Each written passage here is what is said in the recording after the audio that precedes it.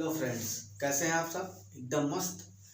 तो वीडियो के अंदर आप एकदम टाइटल मस्त देख के घुसे हैं। धांसू क्लास होने वाली है यार, और एकदम सही ही देखा है आपने कि हम 95% यूपी बोर्ड के लिए बहुत मुश्किल नहीं। तो आज हम लोग कक्षा 10 विज्ञान का चैप्टर नंबर 1 स्टार्ट करने वाले हैं। एकदम अच्छे तरीके से धांसू क्लास होगी। तो मेरा नाम है अमर सिंह यादव। हमारा और आपका प्यारा सा चैनल शिक्षा की नई किरण में आपका मोस्ट वेलकम करता हूं। और स्टार्ट करते हैं चैप्टर। पहला चैप्टर है रासायनिक अभिक्रियाएं एवं समीकरण। इसको एकदम आज पूरा हलाल करके छोड़ना है। तो रासायनिक अभिक्रियाएं क्या होती है, सबसे पहले इसको समझते हैं। अभिक्रिया कोई भी हो, अभिक्रिया का मतलब होता है किसी वस्तु या पदार्थ का एक रूप से दूसरे रूप में परिवर्तित होना। तो एक प्रकार का परिवर्तन ही है, अभिक्रिया का है एक परिवर्तन है। तो सबसे पहले रासायनिक अभिक्रिया समझने से पहले हम लोग परिवर्तन के बारे में समझेंगे। परिवर्तन दो प्रकार के होते हैं। परिवर्तन दो प्रकार के होते हैं। नंबर 1 है भौतिक परिवर्तन।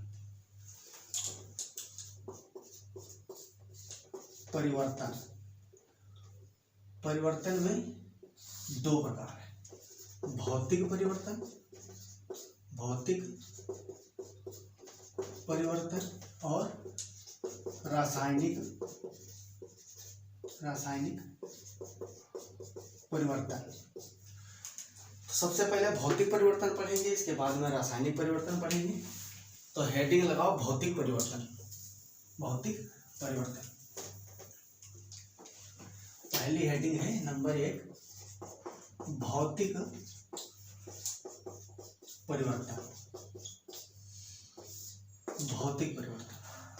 भौतिक परिवर्तन क्या होते हैं? ऐसे परिवर्तन जो किसी वस्तु या पदार्थ के बाह्य आकार, रंग, आयतन, घनत्व, जो बाहर से चीजें हमको दिखती हैं, जैसे हमारे शर्ट का कलर दिख रहा है, इसका आकार दिख रहा है, अगर इसमें परिवर्तन हो रहा है तो इसको भौतिक परिवर्तन बोलेंगे। भौतिक परिवर्तन में वस्तु या पदार्थ के गुणों में कोई भी बदलाव नहीं होता है, केवल उसके बाहरी बनावट, आकार, रंग, इन सब चीज़ों में परिवर्तन होता है। तो इसकी परिभाषा बहुत ही छोटी है, एक लाइन में लिख लेते हैं हम लोग, फिर उदाहरण के रूप में समझते हैं। भौतिक परिवर्तन वह परिवर्तन जिसमें वस्तु या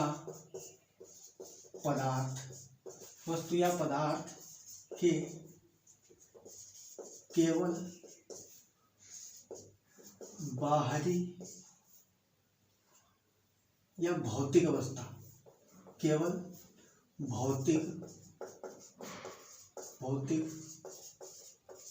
अवस्था जैसे कि आकार, रंग, आयतन तथा घनत्व आदि में परिवर्तन होता है, भौतिक परिवर्तन कहलाते हैं। और क्या लिख सकते हैं उसमें? भौतिक परिवर्तन में पदार्थ का रासायनिक संगठन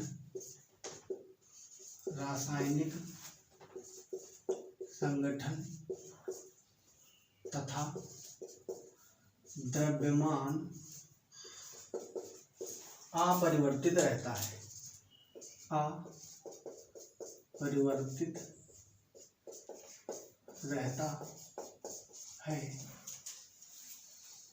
तथा कोई भी नए उत्पाद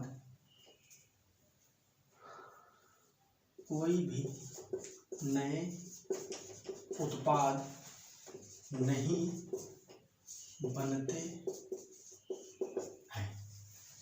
तो भौतिक परिवर्तन में क्या होता है, मान लो किसी वस्तु में अगर भौतिक परिवर्तन होता है भौतिक परिवर्तन का उदाहरण जैसे चीनी का जल में घुलना, तो ये एक प्रकार का भौतिक परिवर्तन है। इसमें उसके आकार और आयतन में परिवर्तन हो सकता है। आयतन मतलब आयतन बाहर से देख सकते हो, 1 लीटर है, 2 लीटर है, 3 लीटर है, उसमें परिवर्तन होगा। जितनी बाहर से चीज़ें दिख रही हैं, जैसे रंग है, कलर बाहर से दिख सकता है, घनत्व है, उसका आकार है, मान लो 10 मीटर था, 5 मीटर हो गया, 7 मीटर हो गया, तो उसमें परिवर्तन हो रहा हो, बाहर से दिख रहा है। लेकिन अगर उसके संगठन और गुण में परिवर्तन होगा तो बाहर से नहीं दिखेगा, तो उसमें तो परिवर्तन हो नहीं रहा है। इसमें केवल बाह्य चीज़ें जो है, आकार, रंग, आयतन, घनत्व आदि में परिवर्तन हो रहा है, तो इसको भौतिक परिवर्तन बोलते हैं। अब इसका बहुत ही अच्छा उदाहरण है चीनी का जल में घुलना। उदाहरण,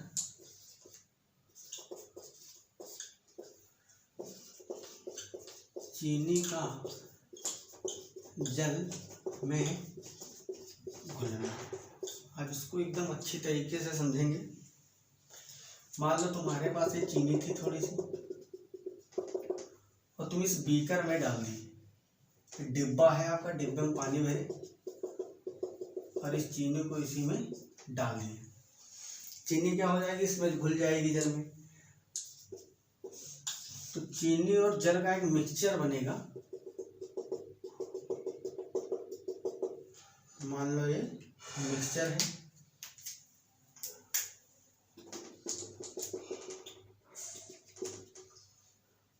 जल प्लस चीनी। ये चीनी थी और ये जल, दोनों को एक में मिक्स किए तो मिक्सर प्राप्त हुआ, एक मिश्रण प्राप्त हुआ जल और चीनी का। इसको अगर फिर से गर्म कर दिया जाए, क्या किया जाए, गर्म कर दिया जाए, तो इसमें से जितना भी वाटर है, पानी है, वो भाप के रूप में निकल जाएगा और चीनी बची हुई चाशनी के रूप में नीचे बच जाएगी। गर्म करने पर वाटर जो था, पानी, वो भाप के रूप में निकल गया, और जो चीनी आप लिए थे, पहले डाले थे, वो चीनी इसमें फिर से रह गई। तो अच्छे से देखना, ये जो चीनी लिए थे और पानी लिए थे, ये दो वस्तुएं आपने अभिक्रिया में लिया परिवर्तन में। फिर परिवर्तन के बाद में क्या हुआ, ये जल भाप के रूप में उड़ गया। तो बाह्य परिवर्तन हुआ इसमें, क्योंकि इसमें जल था और वहाँ क्या बन गया, भाप बन गया। तो इसके आकार में, बनावट में परिवर्तन हो गया। लेकिन अगर इसका संगठन देखा जाए तो जल का जो सूत्र इस वाले जल का था, H2O, वही सूत्र इस भाप वाले जल का होगा, H2O। तो इसके कोई संगठन में परिवर्तन नहीं हो रहा है। जैसी चीनी ये मीठी होती, ये भी चीनी मीठी ही होगी, इसमें कोई परिवर्तन नहीं हुआ, केवल आकार में परिवर्तन हुआ। ये दानेदार चीनी थी और ये पिघली हुई चीनी उसमें प्राप्त होगी। तो चीनी का जल में घुलना एक प्रकार का भौतिक परिवर्तन है, भौतिक परिवर्तन का बहुत ही अच्छा उदाहरण है। अब इसके बाद में और भी उदाहरण है। मान लो जल का जमुना बर्फ बनना तथा भाप के रूप में उड़ना। अगला उदाहरण है जल का जमना तथा भाप के रूप में उड़ना। मान लो ये जल था, जल को गर्म किए तो भाप बन के उड़ गया। डब्बा तुम्हारा खाली, भाप बन के उड़ गया। और इसको फिर से जब संघनित करोगे, ऐसे समझो, मान लो भाप तुम्हारी उड़ के इधर जा रही है, इधर, और एक दूसरे बंद बर्तन में इस भाप को तुम कलेक्ट कर लो। तो ये भाप साइडों में, ये पूरा बर्तन है, बर्तन की साइडें हैं, साइडों में यूं यूं यूं लड़ेगी चारों ओर इसके मॉलिक्यूल भाप के। तो फिर से संघनित हो जाएगी। क्या हो जाएगी, संघनित हो जाएगी। और फिर से क्या बन जाएगा, जल। तो दो परिवर्तन दिखे, जल को गर्म किए, भाप बनी, भाप को फिर से संघनित कर लिए, फिर से जल बन गया। इसको और ज्यादा संघनित करोगे या ठंडा करोगे, क्या करोगे, ठंडा, तो बर्फ बन जाएगी। बर्फ बन जाएगी। तो ये सब बाह्य परिवर्तन हो रहे हैं। इसमें जो जल है इसका भी अणु सूत्र H2O होगा, भाप का भी, और जो ये बर्फ बनी है बर्फ का भी सूत्र H2O ही होगा। इसमें कोई परिवर्तन नहीं होगा, मतलब इसके रासायनिक संगठन में परिवर्तन नहीं हो रहा है। ये भी एक प्रकार का भौतिक परिवर्तन है। तो ये सब भौतिक परिवर्तन के अंतर्गत आते हैं। बोतल का टूटना, नंबर 3,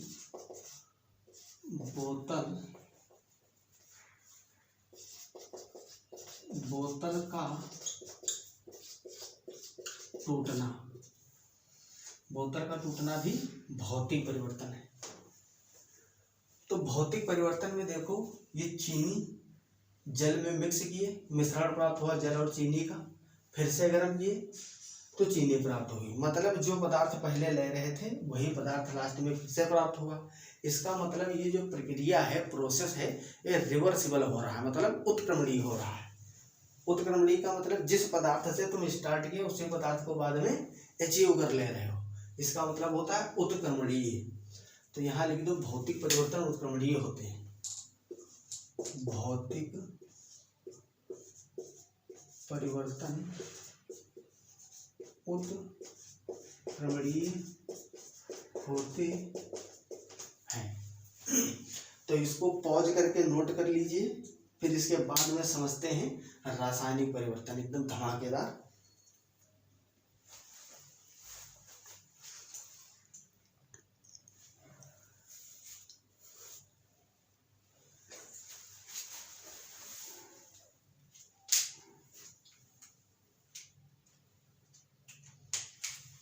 आई होप आप लोग पॉज करके नोट कर लिए होंगे। मैं इसको मिटा दे रहा हूँ, ठीक है, यूं मिटाता हूँ यूं। तो पढ़ने वाले हैं रासायनिक परिवर्तन। और सबसे जो इम्पोर्टेंट है इस चैप्टर में क्या है, रासायनिक समीकरण है, उनको संतुलित करना, लिखने की विधियाँ, रेडॉक्स रिएक्शन, अभिक्रियाएं, एकदम ऐसा सेट करा देंगे दिमाग में। लेक्चर पूरा देखो पहले, 95+। तो अगला टॉपिक है हमारा रासायनिक परिवर्तन। नंबर 2, रासायनिक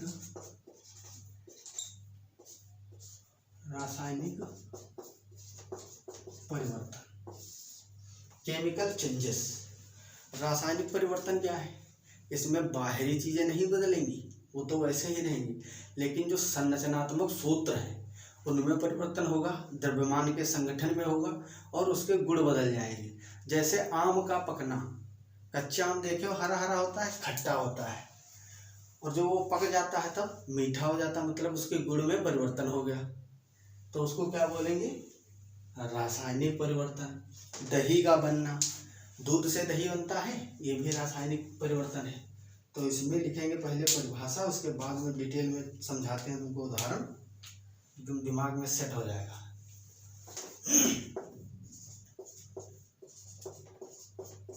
वह परिवर्तन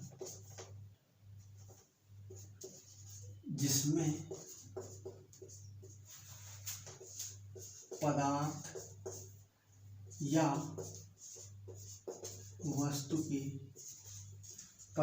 वस्तु के गुणों तथा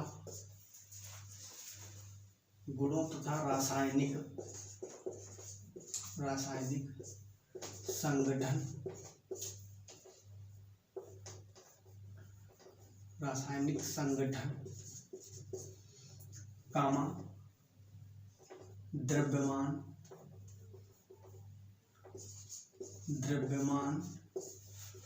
आदि में परिवर्तन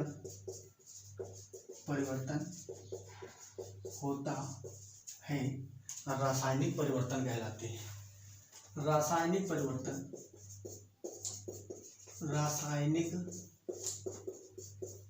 परिवर्तन अनुत्क्रमणीय होते हैं। कैसे होते हैं, अनुत्क्रमणीय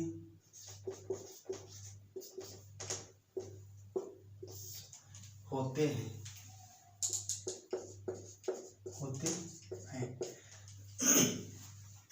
ऐसे परिवर्तन जो किसी वस्तु के या पदार्थ के गुणों तथा रासायनिक संगठन, द्रव्यमान आदि में परिवर्तन हो जाए उसको बोलते हैं रासायनिक परिवर्तन। ये अनुत्क्रमणीय होते हैं। अनुत्क्रमणीय मतलब जो पदार्थ लिए हो वही लास्ट में प्राप्त ना होना। अगर वही प्राप्त हो गया फिर तो उत्क्रमणीय परिवर्तन, वो तो भौतिक परिवर्तन होते हैं। तो ये एक प्रकार का अनुत्क्रमणीय परिवर्तन है। अब इसके उदाहरण देखते हैं। उदाहरण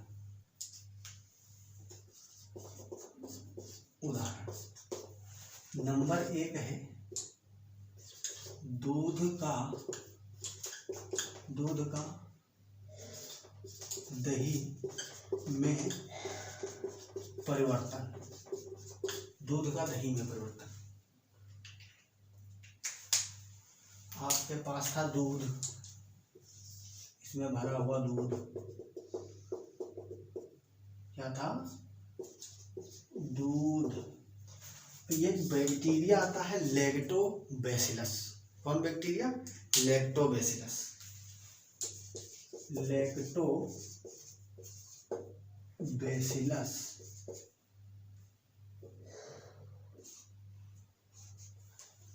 इस लैक्टोबैसिलस बैक्टीरिया को अगर तुम दूध में डाल देते हो तो दूध परिवर्तित हो जाता है दही में। काहे में परिवर्तित हो जाएगा?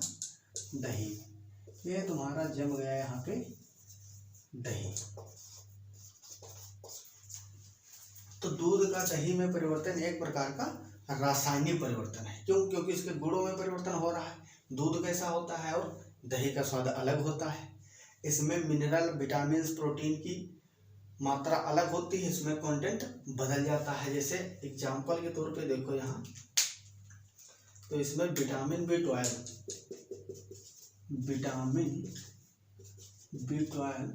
की मात्रा कम होती है। नीचे को 3 मतलब मात्रा कम, और विटामिन B12 की मात्रा ज़्यादा। दही में विटामिन B12 की मात्रा ज़्यादा होती है। तो इसके गुण में परिवर्तन हो रहा है। विटामिन B12 दही में या दूध में तुमको कहीं दिखता है? बाहर से नहीं दिखता, मतलब रासायनिक परिवर्तन हो रहा है। तो यहाँ कम था, यहाँ ज़्यादा हो गया। अगला उदाहरण रासायनिक परिवर्तन में नंबर 2, कोयले का जलना। कोयले का जलना। अब कोयला क्या होता है? कोयला का सूत्र होता है कार्बन। कार्बन जानते हो? Carbon C, carbon. तो कार्बन को अगर जलाओगे कोयले को तो बन जाता है कार्बन डाइऑक्साइड। ये है कोयले का सूत्र। इसको बोलते हैं कोयला, मतलब कार्बन। अब कार्बन को जलाओगे, किसी भी चीज को जलाने के लिए ऑक्सीजन की आवश्यकता होती है। तो कोयले को वायु में जलाओगे, और वायु में, हवा में सभी प्रकार की गैसें होती है, उसमें ऑक्सीजन भी होती है। तो ऑक्सीजन की हेल्प से ये जल जाएगा। तो इसको जला दो ऑक्सीजन के साथ, दहन कर दो। क्या? दहन। इस पे लिखोगे दहन, मतलब कोयले का दहन हो रहा है। तो ये बनाएगा CO2। अब देखो अभिकारक जो थे, जो तीर के इधर लिखे हैं अभिकारक, उधर लिखा उत्पाद। अभी अच्छे से समझाएंगे रासायनिक समीकरण लिखना। तो इधर देखो तो कार्बन अलग था और O2 अलग था, मतलब कार्बन था, ऑक्सीजन था, और इधर बन गया कार्बन डाइऑक्साइड। ये है ऑक्सीजन, ऑक्सीजन, और बन गया कार्बन डाइऑक्साइड, कार्बन डाइऑक्साइड। तो ये भी एक प्रकार का क्या है? रासायनिक परिवर्तन है। कार्बन क्या था? काला काला होता है कोयला, ठोस ठोस होता है। ऑक्सीजन गैस थी, और कार्बन डाइऑक्साइड पूरा गैस है, ऐसा उड़ जाएगा। गैस के लिए ऐसा तीर लगाते हैं, मतलब ऊपर यूं ऐसे उड़ जाती है गैस, यूं यूं। ठीक है। और ये ठोस था, तो ठोस के लिए सॉलिड लिखते हैं। यह अभी सब बताएंगे रासायनिक समीकरण लिखने की विधियों में। और अगला अगर उदाहरण देखा जाए नंबर 3, तो रासायनिक परिवर्तन में होता आम का पकना। आम का पकना। कच्चा आम देखे, कच्चा पौधे में लगा हुआ। मान लो ये तुम्हारा कच्चा आम था, ये यूं बिगड़ गया, आम बिगड़ गया। सर आपको आम तक बनाना नहीं आता। ये था तुम्हारा कुछ कच्चा आम। कैसा था? कच्चा आम, इसका स्वाद था खट्टा। कैसा था? खट्टा। और पकने के बाद में हमारा आम हो गया ऐसा, यूं कुछ मान लो ये हो गया तुम्हारा आम।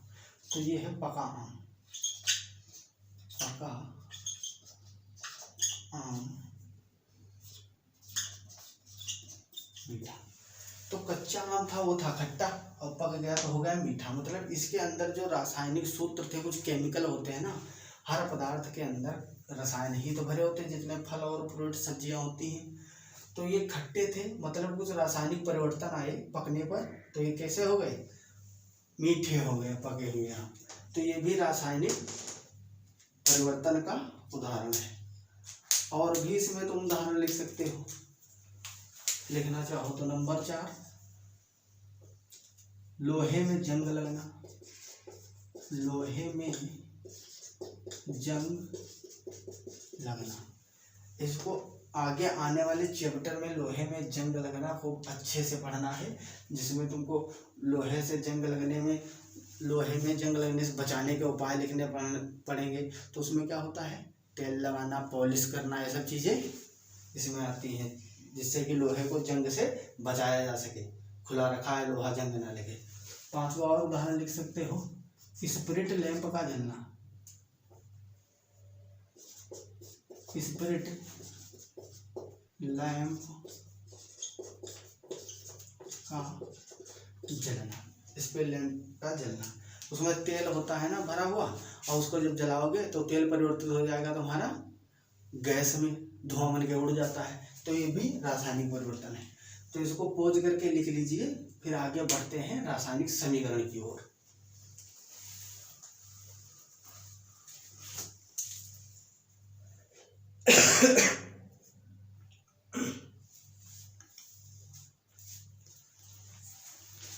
आई होप आप लोग इसको नोट कर लिए होंगे।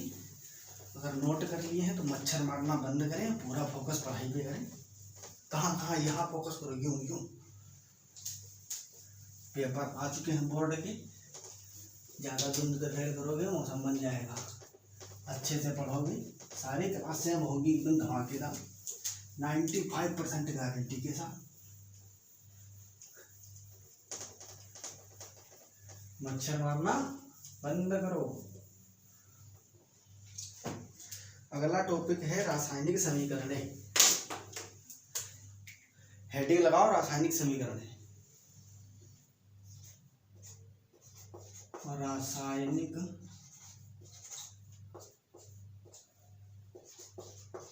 समीकरण, रासायनिक समीकरण। अच्छा, इसको बताने से पहले एक इम्पोर्टेंट बात बताता हूँ तुमको। मैं बहुत जल्दी कोशिश करूँगा रसायन विज्ञान और जीव विज्ञान और भौतिक विज्ञान के जितने भी लेक्चर हैं विद क्वेश्चन प्रैक्टिस, एक 2 क्लासें होगी हर चैप्टर की, जितने में समाप्त हो जाए उसके बाद में क्वेश्चन प्रैक्टिस का घमासान सेशन लेके आने वाले हैं। तो तुमको कराएंगे क्वेश्चन प्रैक्टिस। तो रासायनिक समीकरणों में अगर देखा जाए तो क्या होता है, जो अभिक्रियाएं भी इससे पहले पढ़ रहे थे, कोयले का दहन, मैग्नीशियम की छड़ का जलना, ये सब जो रासायनिक अभिक्रियाएं मुँह से बोल देते हैं, इसको रासायनिक सूत्रों तथा संकेतों के रूप में दर्शाना ही रासायनिक समीकरण कहलाता है। किसी भी अभिक्रिया के अगर हो रही है तो उसको रासायनिक सूत्रों और समीकरण संकेतों के रूप में दर्शाओ तो बन जाएगा रासायनिक समीकरण। तो पहले परिभाषा बहुत ही अनिवार्य है।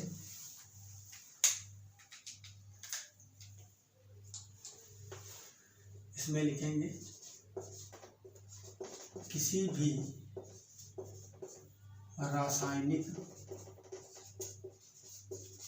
रासायनिक अभिक्रिया के अभिकारकों व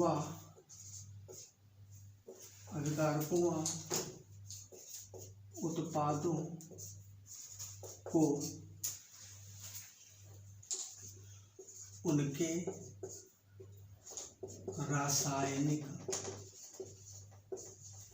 सूत्रों व संकेतों के रूप में दर्शाना ही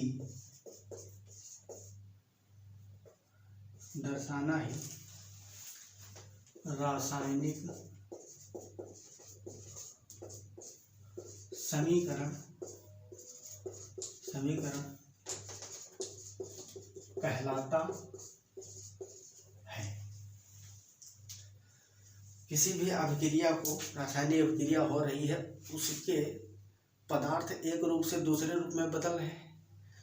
जो अभिक्रिया में भाग लेते हैं उनको अभिकारक कहते हैं। जो लास्ट में उत्पाद बनता है, जो प्रोडक्ट बनता है, उसको उत्पाद कहते हैं। तो उसको अगर सूत्रों और संकेतों के रूप में लिखा जाए तो उसी को क्या कहते हैं? रासायनिक समीकरण। इसके बहुत सारे लाभ भी होते हैं। रासायनिक समीकरणों से समय की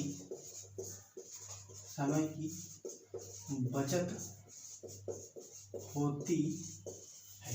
समय की बचत होती है और अभिक्रिया को समझने में आसानी होती है।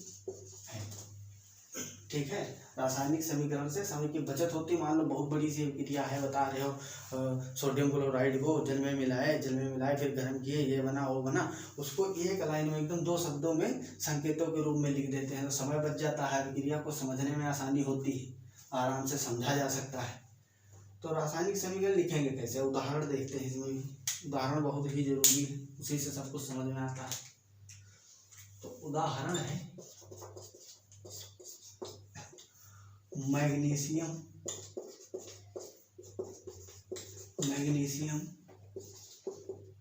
छड़ का जलन। सबसे इम्पोर्टेंट बात यह है, हम तुम्हारी एनसीईआरटी के अनुसार पढ़ा रहे हैं। टोटल कोई भी चीज़ एनसीईआरटी से छूटेगी नहीं, क्योंकि तुमको कोई कुछ भी बताए, लेकिन पेपर जो यूपी बोर्ड का, हाई स्कूल का, पूरा एनसीईआरटी से सेट होके आना है एकदम 100%। तो मैग्नीशियम की छड़ का जलना जो है, इसको हम लोग रासायनिक सूत्र के हिसाब से लिखेंगे। तो मैग्नीशियम का सूत्र होता है Mg। और अभी बताया था इससे पहले कि किसी भी चीज़ को जलाने के लिए वायु की आवश्यकता है। क्यों? क्योंकि वायु में है ऑक्सीजन, और बिना ऑक्सीजन के किसी भी चीज़ को जलाया नहीं जा सकता। तो दहन ऑक्सीजन की उपस्थिति में होगा, तो इसको जलाने के लिए लेंगे O2 ऑक्सीजन, और ये जल के मैग्नीशियम जल के बन जाएगा magnesium oxide, MgO, magnesium oxide. तो मैग्नीशियम को जलाया, मैग्नीशियम ऑक्साइड मिला। तो ये ऐसे ही बताया था कि मैग्नीशियम को जलाया। अब इसको समीकरण के रूप में लिखे, मतलब मैग्नीशियम के जलने में जितनी चीज़ें लग रही हैं उनको संकेतों व सूत्रों के रूप में लिख दिए, बस बन गया रासायनिक समीकरण। लेकिन अभी ये संतुलित नहीं है, आगे विधि पढ़ेंगे संतुलित करना, लेकिन अभी डिटेल में नहीं बताएंगे, ऐसे बता रहे हैं कि कैसे संतुलित होगा। यहाँ देखो मैग्नीशियम एक है, यहाँ भी एक है, संतुलित है। तीर के इधर के परमाणु और इधर के अणु और परमाणु बराबर कर दो, समझ लो समीकरण संतुलित। तो इधर Mg1 इधर Mg1, मतलब संतुलित है। इस इधर ऑक्सीजन 2 है, इधर एक ही है, तो यहाँ पे लगा दो 2 MgO। अब देखो ऑक्सीजन 2, ऑक्सीजन यहाँ भी 2, ये 2 का मतलब होता है जितनी भी चीज़ें पीछे हैं वो सब 2-2 है। क्या है? 2-2। Mg भी 2 है, ऑक्सीजन भी 2 है। तो ऑक्सीजन 2 हो गई, यहाँ भी 2 है। मैग्नीशियम 2 हो गए, यहाँ 1 है, तो इसको भी 2 कर दो। 2 मैग्नीशियम 2 ऑक्सीजन 2 ऑक्सीजन, समीकरण संतुलित। तो मैग्नीशियम छड़ का जलना है, इसको रासायनिक संकेतों के रूप में लिखे हैं, दर्शाए हैं। इसको क्या बोलते हैं? रासायनिक समीकरण बोलते हैं। ठीक है, यही है रासायनिक समीकरण।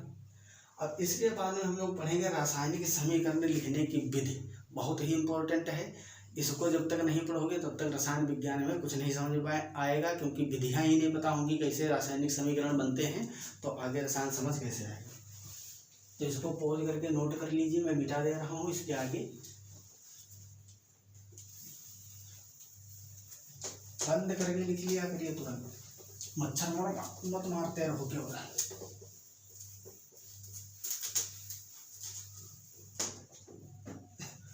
अगली हेडिंग लगाओ, रासायनिक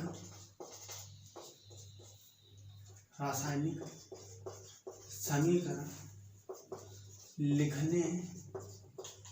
लिखने की विधि। रासायनिक समीकरण लिखने की विधि। तो इसमें कुछ संकेत होते हैं, उनके कुछ सिंबल होते हैं। संकेत सिंबल मीन संकेत, उसको क्या कहा जाता है उसके बारे में पहले देखते हैं।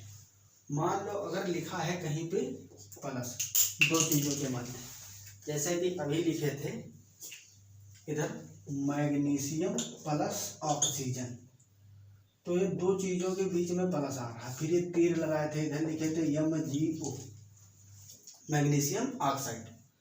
तो ये प्लस का मतलब है या अभिकारकों के मध्य, जब दो या दो से अधिक अभिकारक होंगे तो उनके बीच में प्लस लगेगा, दो या दो से अधिक उत्पाद होंगे उसके बीच भी लगेगा। तो प्लस का मतलब होता है यह चिन्ह अभिकारकों व उत्पादों के मध्य लगाया जाता है। ठीक है, इसका मतलब है कि दो या दो से अधिक अभिकारक हैं और इधर एक ही था तो उसमें प्लस की आवश्यकता नहीं लगी। ये तीर, ये बीच वाला तीर है, यही बता रहा है कि अभिक्रिया इधर से उधर हो रही है। अगर ये तीर उल्टा कर दो तो उधर से इधर हो जाएगी। तो तीर का बहुत ही योगदान होता है समीकरण में। तो इसका मतलब है अभिकारक तथा उत्पाद के मध्य लगाया जाता है। ठीक है, अब अगर आपको कहीं लिखा मिल रहा है ब्रैकेट के अंदर यस, ऐसे नहीं देखते हो, मैग्नीशियम लिखा है इसके पांचों में लिख देंगे ऐसे ब्रैकेट में यस, इसका मतलब होता है कि मैग्नीशियम ठोस अवस्था में है। कैसी अवस्था में? ठोस। यस सॉलिड मतलब ठोस अवस्था को दर्शाता है। ठोस सॉलिड अवस्था को दर्शाता है, ये ठोस अवस्था को दर्शाता है। अगर ब्रैकेट में लिखा है यल, तो यल का मतलब है, यहीं पे यल लिख दो तो मान लो मैग्नीशियम द्रव अवस्था में है। कैसी? द्रव अवस्था में। द्रव अवस्था को दर्शाता है। अगर ब्रैकेट में लिखा है जी, स्मॉल जी, कैपिटल जी नहीं मिलेगा कहीं भी, तो जी का मतलब है गैसीय अवस्था का प्रदर्शन। पदार्थ गैसीय अवस्था में है। पदार्थ कैसी अवस्था में है? गैसीय अवस्था में है। अब इसके बाद में अगर तुमको मिल जाता है लिखा ए क्यों मतलब इक्वस होता है। इक्वस मतलब जलीय, हिंदी में कहते हैं जलीय। ए क्यों मिल जाए मतलब जलीय विलयन, जलीय विलयन को प्रदर्शित करता है। ए क्यों मतलब इक्वस जलीय विलयन को प्रदर्शित करता है। कहीं कहीं मिल जाता है लिखा डिल मतलब DIL, डिल वाला डिल नहीं है, डिल का मतलब डाइल्यूटेड। यहाँ देखो इसे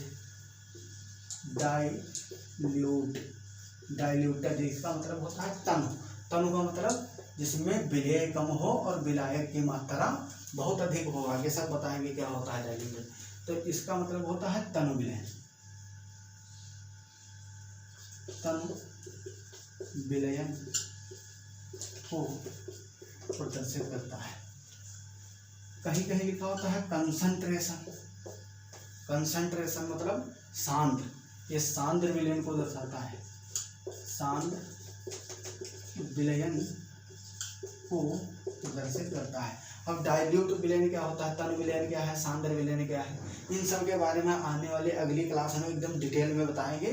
देखोगे जहाँ कंसंट्रेशन तुरंत पता चल जाएगा इसका क्या मतलब है। तो डाइल्यूट हो गया, कंसंट्रेशन हो गया, और मान लो ऊपर को ऐसे तीर लगा हुआ है, मतलब ये पदार्थ जो है गैसीय अवस्था में है। पदार्थ गैसीय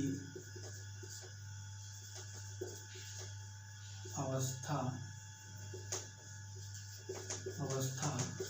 में है। अगर नीचे को लगा है मतलब ठोस है, पदार्थ ठोस है। कैसा है पदार्थ, ठोस है, ठीक है। और अगर ऐसे लगा हुआ है तीर, हाफ तीर उधर को जा रहा, हाफ इधर को, मतलब अभिक्रिया इधर को भी हो रही है और इधर को भी, यूं ऐसे ऐसे हो रही है अभिक्रिया, इधर को भी हो रही, इधर को भी, मतलब अभिकारक से उत्पाद की ओर भी और उत्पाद से अभिकारक की ओर भी। मान लो इसी को ऐसे लगा दे, कुछ यूं लगा देते, तो अभिकारक से उत्पाद बनना है, उत्पाद से अभिकारक बनना है। इसको कहते हैं इक्विलिब्रियम स्टेट, मतलब रासायनिक साम्य। हालांकि ये अभिक्रिया नहीं होती, समझाने के लिए बताए थे। तो इसका मतलब होता है अभिक्रिया दोनों ओर हो रही है, अभिक्रिया दोनों ओर को हो रही है, हो रही है। और क्या क्या चीजें इंपॉर्टेंट होती है अभिक्रिया में, अभिक्रिया में केवल अणुओं को लिखा जाता है। इसका क्या मतलब है, अगर एक परमाणु है, यदि अणु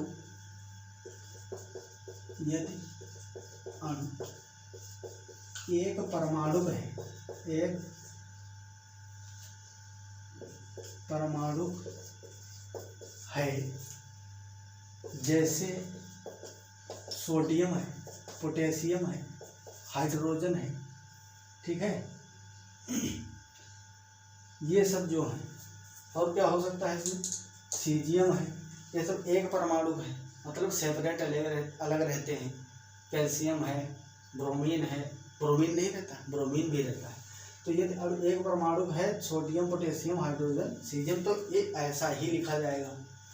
और यदि अणु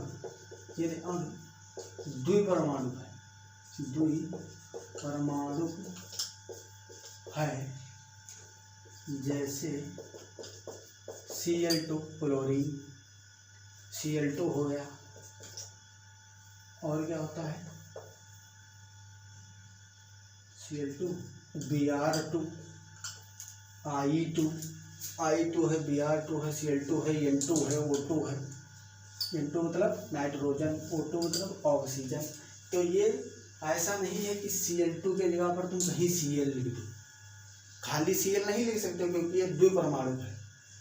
अब इसमें बहुत ज़्यादा बच्चों का कन्फ्यूजन होता है कि आखिर इसको हम अकेले क्यों लिख सकते हैं, इसको दो ही क्यों एक साथ में लिखते हैं, क्यों नहीं एक अलग लिख सकते हैं। इन सब चीज़ों का डाउट जितना है तुम्हारा अगली क्लास में एकदम धुआं कर देंगे, धुआं, अच्छे से समझते जाओ। बस बताएंगे अगली क्लास में कि ये Cl2 क्यों लिखा जाता है, Cl क्यों नहीं लिख सकते, उसको क्यों नहीं लिख सकते, उसके बारे में एकदम डिटेल में बताएंगे, ठीक है। तो इतना नोट कर लो, ये सब चीज़ें बहुत ही महत्वपूर्ण हैं रासायनिक समीकरण लिखने में, इनका नॉलेज बहुत आवश्यक है। तो इसको लिखो, फिर मिटाते हैं।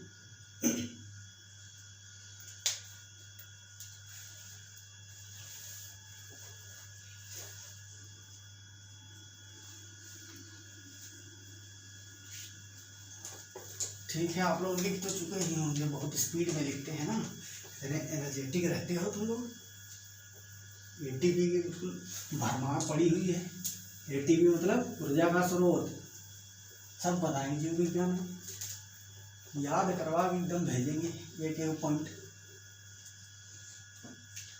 तो आज क्लास यहीं पे एंड करते हैं। हमारे चैनल को लाइक सब्सक्राइब करें, शेयर करें। अगर कोई टॉपिक अगला चाहिए या कोई डाउट है तो कमेंट बॉक्स में ज़रूर लिखें। बेल आइकन को दबाएं ताकि हमारी वीडियो जब नई अपलोड हो तो आपको तुरंत नोटिफिकेशन इन्फॉर्मेशन मिले। और पढ़ाई करते रहो। All the very best. तब तक के लिए ओके बाय।